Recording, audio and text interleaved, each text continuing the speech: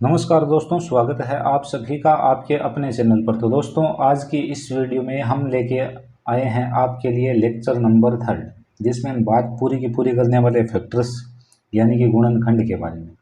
आज आपको पूरा पता चल जाएगा कि फैक्टर होता क्या है, ठीक है, और इसको कैसे निकालते हैं, इससे ट्रिक वगैरह कैसे हम बना सकते हैं, ठीक है। तो वीडियो में एंड तक आप बने रहना। आपसे एक ही हम्बल रिक्वेस्ट है, यदि आप अच्छे से सीखना चाहते हो तो वीडियो में एंड तक बने रहो। स्टार्ट करते हैं। आ जाओ। Lecture 3 factors गुणनखंड। दी गई संख्या यानी आपको जो गिवन नंबर है, ठीक है, उस नंबर में जो गिवन नंबर है उसमें जिन संख्याओं जितनी भी संख्याओं का भाग पूरा पूरा जाए वे सभी संख्याएं उस संख्या की गुणनखंड कहलाती। ये हो गई इसकी डेफिनेशन। अब इंग्लिश में मैंने बोला था, इंग्लिश वाला मुझे कम आता है बट समझा दूँ। एग्जाम्पल नंबर फर्स्ट में 12 के गुणनखंड पूछ रहा है, यानी कि 12 के फैक्टर्स ऑफ 12 है। तो देखो 12 में किस किस का भाग जाता है, एक से स्टार्ट हो जाओ। 1 2 3 4 5 का नहीं जाता, 6 का जाता है और 6 के बाद 12 का जाता है। तो ये हो गया। बात समझ में आई कि नहीं आई? शायद आ चुकी होगी। क्लियर है भाई, कोई दिक्कत ही नहीं। तो ये सभी संख्या है ना, 12 में इन सभी का भाग जाता है। तो ये 12 की क्या फैक्टर है? क्लियर। आगे आ जाओ। Factors of 18। तो 18 में किन किन का भाग जाता है? 1 2 3 4 का नहीं, 5 का 6 का जाता है, 9 का जाता है और 18 खुद का जाता है। ये हो गया क्लियर। कॉन्सेप्ट सीखते हुए चलो यहाँ से। फैक्टर्स ऑफ 60 में 1 2 3 4 5 6 7 में 8 में 9 10 हो जाएगा, 12 हो जाएगा, उसके बाद 15 हो जाएगा, 20 हो जाएगा, 30 हो जाएगा, 60 हो जाएगा। बात समझ में आई कि नहीं आई? तो देखो 60 में इन संख्याओं को भाग जाता है। तो ये सब क्या हो गई? इसकी फैक्टर हो गई। 45 है, 45 1 का जाता है, 3 का जाता है, 5 का जाता है, 9 का जाता है, 15 का जाता है और 45 खुद का जाता है। तो बात समझ में आई कि नहीं? आ गई। ठीक है। अब देखो नीचे मैंने एग्जाम्पल दिए हैं, ये सारे एग्जाम्पल 10 तक आपको करना है। मैंने बता दिया, यहाँ पर मैंने आपको समझा दिया। ठीक है, यहीं से देख लिए, कॉन्सेप्ट यहीं से बन रहा है। आप बताओ, किसी भी संख्या का सबसे छोटा जो फैक्टर होता है वो क्या होता है? सबसे छोटा गुणनखंड सब में क्या आ रहा है? 1 1 1 1, क्योंकि 1 का भाग सब में जाता है, इसलिए 1 है वो सभी संख्याओं का फैक्टर होता है, या फिर हम बोल सकते हैं सबसे छोटा फैक्टर होता है। ठीक है, आगे आ जाओ। सबसे बड़ा फैक्टर कौन होता है? जैसे 12 का निकाला तो इसमें 12 खुद हो गया, 18 का निकाल रहे हैं 18 हो गया, 60 का निकाल रहे हैं 60 हो गया, 45 का निकाला 45। तो सबसे छोटा फैक्टर होता है 1 और सबसे बड़ा फैक्टर होता है खुद संख्या। इससे खुद संख्या होती है वो सबसे बड़ा फैक्टर होती है। बचे हुए क्वेश्चन आप कर लेना। बात समझ में आ गई? ठीक है, मैं आपको यहीं पे SW दे रहा हूँ, किस तरीके से आपको SW करना है वो भी मैं आगे बता दूंगा सही। ठीक है, तो आज आपको 2 से लेकर के 50 तक ऐसे ही आपको क्या करना है? ये करना है क्या? गुणनखंड, इनके फैक्टर्स निकालने हैं। करना है भाई। देखो काम करोगे बार बार आपके हाथ से चीज़ें निकलेगी तो आपको चीज़ें याद भी हो जाएगी। ठीक है, आगे चलते हैं। आगे वाले में देखो प्रॉपर्टीज ऑफ फैक्टर्स, यानी कि फैक्टर के गुणधर्म या फैक्टर की विशेषताएं। आ जाओ। 1 is a universal factor of all numbers. 1 एक यूनिवर्सल फैक्टर है, ठीक है, क्योंकि इसका भाग सभी में जाता है इसलिए यूनिवर्सल फैक्टर हो गया, यानी कि सर्वनिष्ठ गुणनखंड है। ठीक है ना, गुणनखंड। और गुणनखंड को अपवर्तक भी कहा जाता है। हिंदी वाले स्टूडेंट्स, मेरे नोट्स मिल जाएंगे आज आपको। गुणनखंड में जितनी भी चीज़ें हैं वो सभी मिल जाएगी वहाँ पर। ठीक है, तो ये एक है, ये सभी संख्याओं का फैक्टर होता है। पहली बात clear. Smallest factor of any number क्या होता है? 1। अभी आपको मैंने बताया था। किसी भी संख्या का सबसे छोटा गुणनखंड क्या होता है? 1। ये हिंदी वालों को नोट्स में मिल ही जाएगा। Largest factor of any number, किसी भी संख्या का लार्जेस्ट फैक्टर होता है इट्सेल्फ, यानी कि वह खुद संख्या है, कौन संख्या। बात समझ में आ गई? अब देखो ये जो है ना, ये ऑलवेज ट्रू है। ये जो चीज़ मैंने लिख रखी है ना, ये आपके लिए ऑलवेज ट्रू है। कैसे? फैक्टर जो भी होंगे, फैक्टर्स का मान जो भी होगा वो या तो जो नंबर दिया गया उससे कम होगा या उसके बराबर होगा, उससे बड़ा कभी भी नहीं हो सकता, नॉट पॉसिबल। ठीक है, देख लीजिए, आपको खुद को यहाँ पर दिखा देते हैं कि आपने देखा था कि देखो सब में देख लो, फैक्टर का मान है 12 है तो 12 से कम, 12 है या 12 से कम है, 18 है तो 18 या 18 से कम, 60 है तो 60 या 60 से कम, 45 है तो 45 या 45 से कम है, कभी भी ज़्यादा नहीं आया है ना। इस तरीके से चीज़ें आपको करवाई जा रही है कि आपका कॉन्सेप्ट अपने आप बन जाएगा। बात समझ में आ रही होगी। हिंदी वाले स्टूडेंट टेंशन ना लेना। ये देखो गुणनखंड के गुणधर्म या विशेषताएं। एक प्रत्येक संख्या गुणनखंड होता है, क्योंकि एक का भाग सभी संख्या, किसी भी संख्या का सबसे छोटा गुणनखंड 1 होता है, किसी भी संख्या का सबसे बड़ा गुणनखंड स्वयं संख्या होती है। क्लियर। प्रत्येक धनात्मक संख्या गुणनखंड या तो संख्या से छोटा या उस संख्या के बराबर होता है। बात करिए एक और देखो, फिर चीज़ और देखो, विषम संख्या में कोई विषम गुणनखंड नहीं होता है, ये भी आप चेक कर लेना चाहिए, मिल जाएगा। मैं बोल रहा हूँ, मैंने इन नोट्स को इतनी शिद्दत से बनाया था कि दोबारा मुझे नोट्स बनाने की आवश्यकता नहीं पड़ी। आगे देखो, ए का केवल एक ही गुणनखंड होता है, ठीक है, एक को सर्वनिष्ठ गुणनखंड कहा जाता है। अब भाज्य संख्या के सिर्फ और सिर्फ दो गुणनखंड होते हैं, एक तो एक और एक दूसरा वह स्वयं संख्या होती है। भाज्य संख्या के दो से अधिक गुणनखंड होते हैं। ये चीज़ें भी हम आपको बता रहे हैं, कोई दिक्कत वाली बात नहीं, नोट्स आपको प्रॉपर मिल जाएंगे। आगे चलते हैं। तो इंग्लिश वालों आपके लिए ये लिख रहा है, प्राइम नंबर ओनली 2 फैक्टर्स। बात समझ में आई कि नहीं है? एग्जाम्पल मैं आपको यहाँ पे बता दूं, जैसे कि 5 है, तो 5 में आप बताओ 1 और 5 का भाग जाता है, तो इसके सिर्फ और सिर्फ 2 ही तो गुणनखंड है।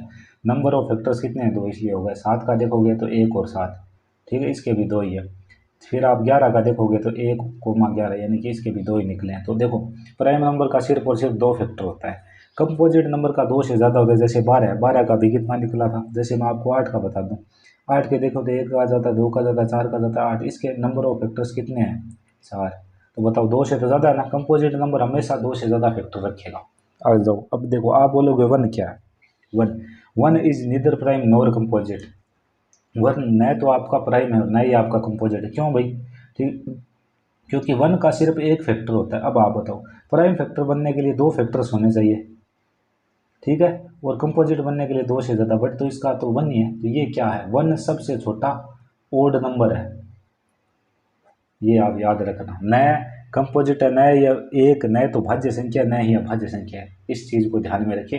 आगे चलते हैं गाइस, अब हम अगली चीज़ में आ चुके हैं। यहाँ पर देखो, how to find total number of factors. कोई भी संख्या दे दी, उसके आपको कुल गुणनखंड पूछ रहा है कि इसके कुल गुणनखंडों की संख्या कितनी होगी, या number of total factors, total number of factors मान लो, या नंबर ऑफ टोटल फैक्टर्स मान लो, कोई दिक्कत वाली बात नहीं है। अब 12 की निकालते हैं। पहले बेसिक से बताता हूँ। 12 में देखो, 1 का जाता है, 2 का जाता है, 3 का जाता है, 4 का जाता है, 6 का जाता है और 12 का जाता है। तो इसके नंबर ऑफ फैक्टर्स कितने हैं? तो 1, 2, 3, 4, 5, 6, 6 आपका राइट आंसर, ठीक है। ये तो 12 था। कल को मैं यहाँ पर, आप बताओ, कल को मैं यहाँ पर 500 लिख दूँ तो यहाँ पर मेरे निकालते निकालते जान नहीं निकल जाएगी। 1 का जाता है, 2 का जाता है, 4 का जाता है, 5 का जाता है, 10 का जाता है, फिर देखूंगा 15, 20 का जाता है, फिर देखूंगा 25, फिर देखूंगा 50, फिर देखूंगा कि और जाता है या नहीं जाता, 100 करूंगा, फिर और करूंगा 1, 2, 5 करूंगा। तो ऐसे भाई चलता हूँ, यानी कि मुझे जोर आने लगेगा ना। इसके लिए हमें क्या, हमने ट्रिक बना दी कि इसके नंबर ऑफ फैक्टर्स कितने होंगे। तो ट्रिक को पहले छोटे पे सीखो आप। 12 पर मैं आपको लगा के दिखाता हूँ। देखो, ट्रिक ये है, 12 के लिए हम निकालते हैं। तो 12 के लिए आपको क्या करना है, ऐसे 12 और 12 के आप करना प्राइम फैक्टर। 12 में हमने 2 का भाग दे दिया, कितना आया? 6। 6 में हमने 2 का दे दिया, कितना आया? 3। 3 में हम 2 का तो जाता नहीं, इसलिए 3 का देंगे, कितना आया? 1। 1 आ गया, इसका मतलब क्या हो गया पूरा। यहाँ पर हम 12 बराबर क्या लिख सकते? 2 गुणा 2 गुणा 3। तो 2 की पावर कितनी है? 2, और गुणा 3 की पावर कितनी है? 1। अब देखो, टोटल टी एफ यानी कि टोटल फैक्टर आपको निकालना होना, तब क्या करना है, जो पावर है ना, पावर, पावर से मतलब रखना सिर्फ, पावर को एक एक ज़्यादा लिख दो। यहाँ पर 2 है तो एक ज़्यादा लिख दिया 3, गुणा को गुणा ही रखो।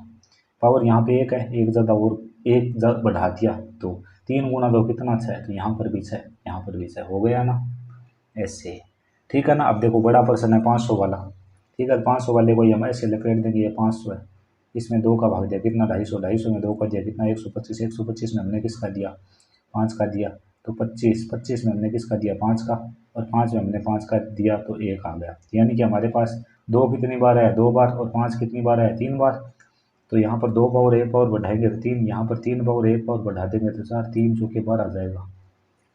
तो ऐसे ट्रिक लगानी होती है। बात समझ में आई कि नहीं आई? हमने आपको बेसिक से बता दिया, ट्रिक से बता दिया। अब देखो सुनो, मैंने जो आपको काम दिया था ना, उसका थोड़ा ध्यान रखना। एंड में डिस्कस करूंगा मैं कि ऐसे ऐसे आपको काम करना है, वैसे कर लेना।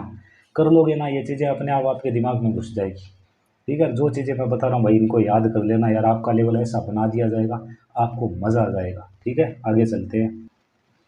सबसे बड़ा समान गुणनखंड HCF होता है। अब आ जाओ, मैं आपसे ये क्वेश्चन निकल दूँ, यहाँ पर क्वेश्चन किया 12,18 का सबसे बड़ा समान फैक्टर, सबसे बड़ा समान फैक्टर क्या होगा? आ जाओ, ठीक है ना। तो आपकी देखो, आपका काम ये होगा कि आप यहाँ पे मानो, देखो मैं तरीका फर्स्ट वाला भी बताऊंगा, अभी आप बेसिक सीख लो, एकदम बेसिक, जीरो बेसिक। ठीक है, तो 12 क्या फैक्टर करोगे तो 12 में आपके पास क्या आएगा, 1 2 3 4 6 और 12 आ जाएगा। फिर आप 18 का करोगे सेम, 1 2 3 6 9 और 18। बात समझ में आ गई? ठीक है, अभी हम देखेंगे समान फैक्टर, यानी कि same factor, same factors of 12 and 18। 12 और 18 में हम सेम फैक्टर देखेंगे। तो सेम फैक्टर देखेंगे तो एक दोनों में आ रहा है ना, एक तो एक हो गया, दो दोनों में आ रहा है, दो हो गया, तीन दोनों में आ रहा है, तीन भी हो गया, चार आ रहा है दोनों में, नहीं, छः आ रहा है दोनों में, यस, ये हो गया छः। उसके बाद कुछ मिल रहा है क्या? नहीं मिल रहा। तो आप बताओ सेम फैक्टर यहाँ पर क्या है?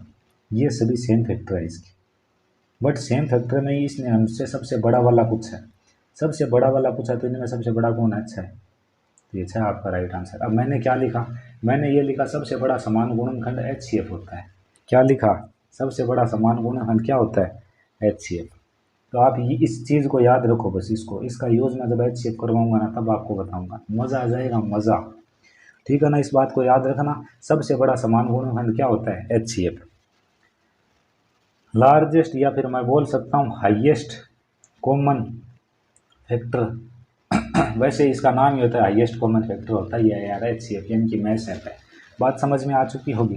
ठीक है, मैथ ऐप निकालने की कई विधियाँ हैं HCF निकालने। 12 और 18 है, इनके बीच का डिफरेंस कितना है? 6। 6 का भाग दोनों में जाता है, हाँ जी, यस, यही आंसर। आ जाओ, लो आपको और मज़े करवाते हैं। लो क्वेश्चन नंबर 2, मैंने 18 ले लिया और मैंने ले लिया 30। बात समझ में आई कि नहीं आई? ठीक है, आ जाओ, इन दोनों के बीच का डिफरेंस कितना है? 12। 12 का भाग जाता है क्या?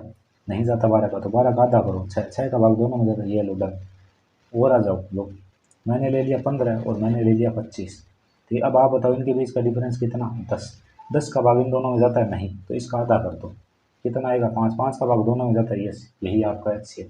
आ जाओ और आगे 4। ठीक है, अच्छा सा लेते हैं थोड़ा सा। ये मैंने ले लिया यहाँ पर 27 ले लिया, यहाँ पर मैंने ले लिया 39। ठीक है, आराम से आना। 27 और 39 के बीच का डिफरेंस कितना है? 12। 12 का भाग दोनों में जाता है? नहीं, तो इसमें 2 का भाग कितना है? 6 जाता है क्या? 6 का नहीं जाता, इसमें और भाग दो 2 का। 2 का 2 कितना आया? 3। 3 का भाग दोनों में जाता है, यस, यही है। ये देखो, ये लो तरीका। और मैं बताऊंगा अभी HCF में आऊँगा ना, प्रश्नों को उड़ा के रख देंगे हम, कुछ भी नहीं छोड़ने वाले हैं। ठीक है ना, बस इतना इत्मीनान रखना और भरोसा रखना। ऐसा करवाएंगे, ऐसा करवाएंगे कि दोबारा आपको कहीं से भी बेसिक करने की ज़रूरत नहीं पड़ेगी। जहाँ से भी आप पढ़ोगे आपको फिर समझ में आता जाएगा। कैलकुलेशन के बिहाफ पे कोई भी दिक्कत नहीं आएगी, मैं सब करवा दूंगा आपको, यूनिट कन्वर्जन तक करवा दूंगा कि आप ऑप्शन में यदि वो यूनिट को भी बदलेगा ना तो भी आपको दिक्कत नहीं आएगी। आगे आ जाओ, अगला क्वेश्चन पूछ रहा है 5 जो है वो 45 का एक फैक्टर है या नहीं। ठीक है, ये पूछ रहा है कि 45 में एक फैक्टर 5 है या नहीं। ठीक है,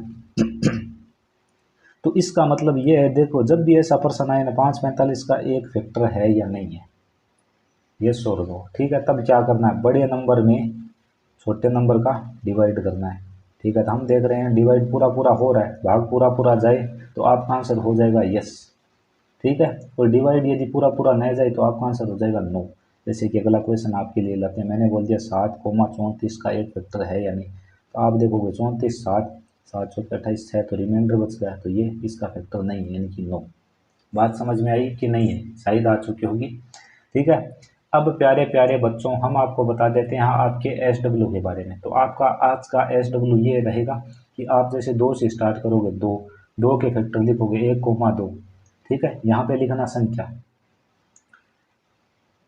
ठीक है, यहाँ पे आप उसके लिखना फैक्टर ऐसे, यहाँ पे आप उसके लिखना TF मतलब टोटल फैक्टर। तो 1 और 2, यहाँ पर तो फैक्टर लिख दिया कि 1 और 2 इसकी हैं, नंबर में कितने हैं? 2, 2 लिख दिया। 3 में 1 और 3 कितना है नंबर में? 2 है, ये भी 1। ठीक है, 4, 4 में 1 का जाता है, 2 का जाता है, 4 का जाता है, तो ये कितने? 1 2 3, ये 3। आ गई बात समझ में? ठीक है, एक और काम करते हैं ना आप तो और मज़ा आ जाता। मैं बोल रहा हूँ पूरी लिस्ट बनाना आप एक पेज में बड़ा सा। ठीक है, और मज़ा आ जाएगा आपको इतना यदि आपने काम कर लिया तो। यहाँ पे आप लिखना प्राइम, एक तो आप लिख लेना प्राइम और स्लैश आप लिख देना कंपोजिट, P/C लिख देना। अब आप बताओ जिसके 2 फैक्टर उसमें P लिख देना, यानी कि वो प्राइम है। 2 फैक्टर और प्राइम, इसमें 3 आ गए मतलब मोर देन 2। मोर देन 2 के लिए भी हमने पढ़ा था क्या होगा? कंपोजिट होगा। बात समझ में आई कि नहीं? ऐसे मानो यहाँ पे 15 आ जाएगा, 15 का 1 3 5 और 15, यानी कि कितने फैक्टर आ गए 4, तो इसलिए ये भी एक कंपोजिट है। तो इससे इतना काम करना है। कितनी चीज़ें करोगे आप, 1 2 3, 3 चीज़ें आपको करनी है। ऐसे फैक्टर आपके दिमाग में घुस जाएगा। मैं बोल रहा हूँ आपको कहाँ तक करना है, 2 से लेकर के 50 तक करना है। 2 से लेकर 50 तक जो बच्चा करेगा वो हमारा एक अच्छा स्टूडेंट होगा, और आने वाले दिनों में वो मैथ्स को उड़ा के रख देगा। बहुत अच्छे वे में मैं आपको बताने वाला हूँ। मुझे कहीं से भी आप ये मत सोचना पैसों का लालच होगा। मैं आपको अपनी यूट्यूब वाली इनकम दिखा दूँ ना, तो आप डेफिनेटली समझ जाओ कि इसको कुछ नहीं मिलता। मतलब यूट्यूब की इनकम के नाम पे मैं बोलूँ तो मुझे देखो, लोगों को ऐसे, मैं ये नहीं बोल रहा सबको ऐसी इनकम होती है, मुझे काफ़ी कम इनकम होती है। मुझे यूट्यूब से जो मिलता है वो कितना है, 4 डॉलर, 300 या 400 रुपये मुश्किल से एक महीने की। बात समझ में आई कि नहीं आई? ठीक है ना, शायद आ रही होगी, आपको लग रहा होगा अच्छा चल रही है या नहीं, कुछ अच्छा नहीं है, बस सिर्फ आपको सिखाने के लिए चीज़ें चल रही है। ठीक है ना, आपको जुबान दी इसलिए हम चाहते हैं कि आप भी जॉब तक पहुँचो, क्योंकि इस तरीके से हम पहुँचे, हमें किसी ने पढ़ाया, जो भी यूट्यूब से कंटेंट वगैरह मिला वहाँ से किया। क्वालिटी देखो मेरे पास में नहीं है, बट कंटेंट की कमी मैं नहीं आने दूंगा। चीज़ें सारी आपको एकदम कम प्राइस में, मतलब आपके पास सिर्फ इंटरनेट का रिचार्ज होना चाहिए बस। ठीक है, बाकी आप मेहनत करो। अभी मैं गर्मी में इतना बैठा हूँ आप जान नहीं सकते, मेरे शरीर से हर 10 सेकंड के अंदर पसीने की एक एक बूंद फर्श पे गिर रही है, फिर भी हम आपको बढ़ा रहे हैं, देख लो। ठीक है, मैं जाके पंखे में भी बैठ सकता हूँ। ठीक है ना, देख लो। तो अब स्ट्रगल चल रहा है बस, और क्या है। ठीक है, नोट्स मैं डाल दूंगा, अच्छे से प्रयास करना, चीज़ों में लगे रहना। ठीक है, एमटीएस वाला आपको पता है अक्टूबर नवंबर में होगा, एनटीपीसी अगले महीने आने वाला है, यानी कि एग्ज़ाम है वो अब पास में ही है हमारे, कोई दूर नहीं है। तो मेहनत जारी रखो, मेरे कहने का मतलब यही है, मेहनत में कहीं भी कमी मत आने देना। ठीक है, और मेरी जो चीज़ें हैं ये लगातार बस 2 1 साल तक चलेगी बस, क्योंकि मुझे इन चीज़ों में ही तो रहना नहीं है यार। मैं एक बार सारा कंटेंट इस पे यूट्यूब पे दे दूंगा, ठीक है ना, ताकि बच्चों को जब भी मैथमेटिक्स सीखना हो यहाँ से सीख सकते हैं। व्यूज़ वगैरह की मत पूछो, पहले दिन 300 400 आए थे, कल अब एक दिन हो रहा है कल वाले वीडियो को, उसमें 100 तक व्यूज़ नहीं है। तो आप देखो यहाँ पर जो भी बच्चे हमारे वीडियो वॉच कर रहे हैं, जो इस वीडियो को यहाँ तक देख रहा है, वो ढंग से देखो। पहले दिन कितने बच्चे देख रहे थे बच्चों, 400। ठीक है, और जो सेकंड वीडियो उसको 100 बच्चों ने भी नहीं देखा। तो आप देखो कितना कम कंपटीशन है। ठीक है, जो बच्चे ऐसा सोच के रहते हैं हम तैयारी करेंगे, हम भी एग्ज़ाम क्रैक करेंगे, भैया शुरू से लेके एंड तक बने रहने के लिए खुद के अंदर जुनून चाहिए। ठीक है, रगों में ऐसा खून चाहिए। ये एक बार उठ के तो कोई भी आ जाएगा, मैं कर दूंगा, मैं फाड़ दूंगा, ठीक है ना, ये कर देंगे, सीरियल कर देंगे, वो कर देंगे। बोलने से नहीं होता, करने से होता है। ठीक है, जवाब ऐसा दो कि आपको मुंह से बोलना भी ना पड़े, और आप उसके लिए ज़िंदगी भर का जवाब दे दो। ठीक है ना। अब वो मुझे बोल रहा था एक स्टूडेंट कि यार आपकी जॉब लगी है, क्यों पैसे के लिए आप गिर रहे हो, कहीं और से पढ़ लो बच्चों आप। तो देख ले भाई, तेरे सामने है सब कुछ। ठीक है, यहाँ से इतना मैथमेटिक्स करवा दूंगा कि आपका रेलवे निकल जाएगा, आपका एसएससी का एग्ज़ाम निकल जाएगा। ठीक है, और हमें कुछ आता है नहीं भाई, हमने जो पढ़ा है वो आपको पढ़ा देंगे, उससे आपका एग्ज़ाम आराम से निकल जाएगा। ठीक है, और भरोसा रखना, मैं बता रहा हूँ उतनी मेहनत करना। अब देखो जितनी भी डेफिनेशन मैंने बता दी वो सारी आपको याद होनी चाहिए। प्रत्येक दिन आप उसके अंदर से गुजरो, मैं बोल रहा हूँ 5 मिनट लगता है, कोई दिक्कत नहीं, आप एक दिन हीरे बन जाओगे, हीरे। समझ में आ रही है क्या मेरी बात? ठीक है, मैं आज आपके सामने हूँ तो ऐसे नहीं हूँ, मैंने मेहनत खूब की है। मैं एकदम वीक स्टूडेंट था एक टाइम पे, जब मुझे लेस अभी नहीं आता था। ठीक है, और ठीक मैंने एक अच्छी तैयारी की तो फिर मैं हर साल, ठीक है, सिर्फ एक साल में ढंग से नहीं पढ़ा, हर साल मैं पहले स्थान आया क्लास में। ठीक है ना, ये मेरा रिकॉर्ड है। अब मैं ये चीज़ें यहाँ पर वीडियो में एंड में इसलिए बोल रहा हूँ ताकि जो एंड तक पहुँचा उसे इसका पता चले। ठीक है, एमटीएस के बारे में मेरी एक खास क्या है, मेरी एक स्टोरी है, बहुत गजब स्टोरी है। यदि आप सुनो तो आपको मोटिवेशन मिलेगा। ठीक है ना, हम जैसे हालात तो शायद ही आपने देखे होंगे। ठीक है ना, तो वो स्टोरी यदि आप चाहोगे तो मैं आपके साथ शेयर कर दूंगा, उससे आपको मोटिवेशन ज़रूर मिलेगा, यदि आप मोटिवेशन लेना चाहते हो तो। ठीक है, बाकी आप बता देना, कोई दिक्कत वाली बात नहीं है, आराम से पढ़ते रहो, आगे बढ़ते रहो। ठीक है, डाल दी जाएगी पीडीएफ वगैरह, मुझे कुछ भी नहीं लेके जाना भैया इस संसार से, यहीं पर सीखा है, सब यहीं पे लुटा के जाना है बस। अपना ध्यान रखना, take care, God bless you, जय हिंद, जय भारत।